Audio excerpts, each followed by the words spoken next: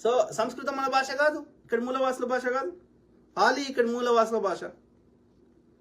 So అందుకే ఏమంటున్నా, ఆర్యులు వేరు, హిందువులు వేరు. మరి హిందూ శబ్దం ఆడికేలు వచ్చింది, ఎక్కడిది? ఈ పర్షియా వాళ్ళకి ఏంటంటే భారతదేశం రావాలంటే వాళ్ళు అప్పుడు 3 దిక్కుల సముద్రం ఉంది కాబట్టి వాళ్ళు ఒకటే ఒక దారిలో మన దేశంకి వచ్చేవారు. ఈ ఖైబర్ పఖ్తూమ్ అంటే హిందూ కుష్ ఈ పర్వతాలను దాటుకొని ఈ ఖైబర్ పఖ్తూమ్ అంటే ఆ వ్యాలీ నుంచి మన దేశంకి వచ్చేవారు. యూరోప్ నుంచి కానీ, ఈ యొక్క మిగతా ఇస్లామిక్ ఈ మిడిల్ ఈస్ట్ కంట్రీస్ నుంచి కానీ, పర్షియా నుంచి కానీ అది ఒకటే దారి ఉండేది. అవన్నీ రావాలంటే ఇప్పుడు పాకిస్తాన్కి ఆనుకొని ఉన్నటువంటి ఈ ఇండస్ రివర్ని దాటి రావాలి. ఇండస్ రివర్ అన్నా, సింధు నది అన్నా, హిందూ నది అన్నా ఒకటే. పర్షియన్లు హిందూ నది అనేవారు. వాళ్ళకి అన్ని ఎచ్చుతోడు వలుగుతారు. మీరు ఎప్పుడైనా ఇప్పుడు ఇస్లామిక్ కంట్రీస్ వండి భారతదేశాన్ని ఇండియా అని పిలవరు, భారత్ అని పిలవరు. ఇప్పటికీ మీరు ఆఫ్ఘనిస్తాన్ వండి, పాకిస్తాన్ వండి, లేకపోతే ఇంకా ఎనీ ఇస్లామిక్ కంట్రీ వండి, ఆ మిడిల్ ఈస్ట్లో ఉన్న అన్ని దేశాలకు వండి ఇప్పటికీ హిందుస్థాన్ అనే పిలుస్తారు. అర్థమైందా? సో కాబట్టి వాళ్ళు మన దేశానికి రావాలంటే హిందూ నదిని దాటుకొని రావాలి.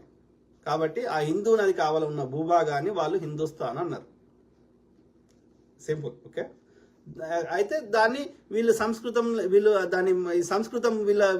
దాన్ని మార్చి సింధుస్థాన్ అన్నారు. ఓకే. సింధు నది వీళ్ళు అన్నారు, వాళ్ళు హిందూ నది అని వాళ్ళు అన్నారు. బ్రిటిష్ వాడు వచ్చినాక దాని పేరు ఇండస్ అని మార్చాడు. వాడేమో గ్రీకులో ఏమో ఇండికా అన్నారు, ఇండియా అని. ఆయన పుస్తకం రాసిండు కదా మెగస్తనీస్.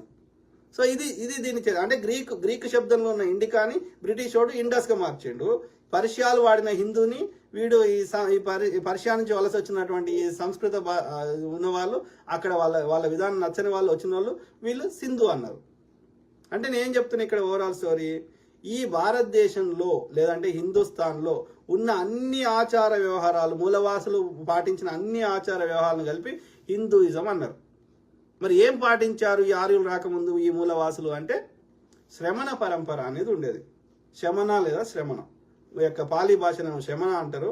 ఈ సంస్కృతం వాడు దాన్ని శుద్ధి చేసినాకనేమో శ్రమణ అన్నాడు. ఏంటిది? ఒక గురు పరంపర ఉంటుంది. వాళ్ళు ఏం చేస్తారు? ధ్యానం చేస్తారు. ఈ సృష్టిని అర్థం చేసుకునే ప్రయత్నం చేస్తారు. అందులో కాన్సెప్ట్లకి వెళ్ళి వచ్చినాయే ఈ బుద్ధిజము, జైనిజము,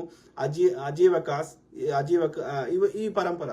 ఈ మనకు కనిపిస్తున్న గౌతమ బుద్ధుడు 27వ బుద్ధుడు, 28 అంటే ఆయన కంటే ముందు 26, 27 బుద్ధులు ఉన్నారు.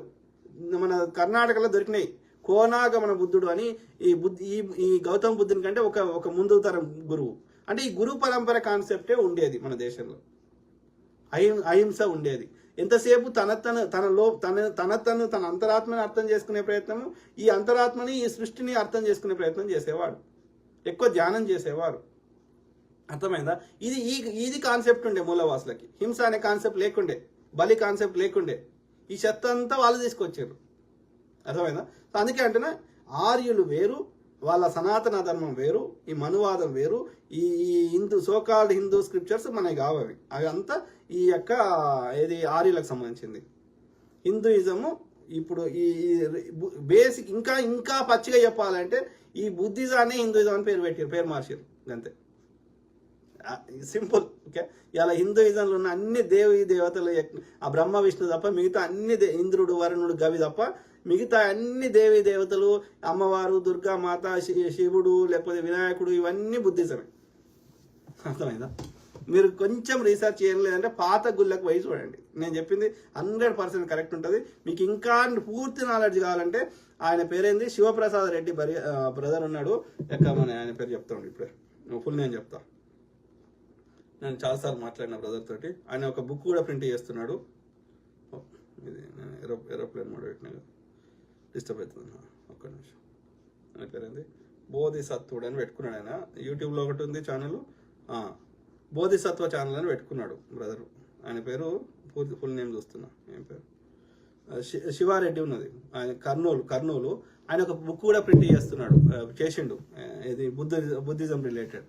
సో ఆయన అడిగితే ఇంకా పూర్తిగా చెప్తాడు. ఈ యొక్క భారతదేశ చరిత్ర గురించి ఆయన చెప్తున్నాడు ఆల్రెడీ. కానీ ఇంకా ఆయన ఛానల్ కానీ ఆయన చెప్పే విధానము ఇంకెక్కువ మందికి రీచ్ కావాల్సినంత అయితే లేదు. సో ఏది ఏమైనా మీకు ఏమైనా పర్సనల్గా డౌట్లు ఉన్నాయి, ఏది బుద్ధిజం రిలేటెడ్ కానీ భారతదేశ చరిత్ర గురించి కానీ ఆ బ్రదర్ ఇంకా డీప్ ఇన్పుట్స్ మనకి ఈ యొక్క అంటే ఏదో వీళ్ళు ఏదో పుస్తకంలో రాసిండు ఎవడో రాసిండు అట్లా తీసుకొచ్చి చెప్పుడు కాదు, ఎవడో రామాయణం రాసిండు ఎవడో ఇది కాదు. చారిత్రక ఆధారాలతోటి ఎక్కడైనా యొక్క స్టోన్ ఇన్స్క్రిప్షన్స్ కానీ ఎక్కడైనా బోన్స్ దొరికినాయి కానీ ఒక డిఎన్ఏకి సంబంధించిన శాంపుల్స్ దొరికినాయి కానీ చారిత్రక ఆధారాలతోటే మనం డేటాతోటే మాట్లాడతాం. ఎవడో పుస్తకం రాసింది వాడు ఏమన్నా రాసుకుంటాడు, కాళిదాస్ మేఘ సందేశంలో ఏమన్నా రాసుకుంటాడు, దాన్ని ప్రామాణికంగా తీసుకోరు చరిత్రకారులు. ఎక్కడైనా మనకి ఏమైనా ఆధారం దొరికిందా, దానికి ఏమైనా శాంపుల్స్ దొరికినాయా, లేకపోతే స్టోన్ ఇన్స్క్రిప్షన్ దొరికినాయా, రాతి కానీ ఇంకో మెటల్ కానీ అట్లాంటి ఏమైనా దొరికిన ఆధారంగానే చరిత్ర చెప్తాం. ఎవరికి దోచింది ఆడి చరిత్ర ఎప్పుడు అది దాని చరిత్ర అన్నారు.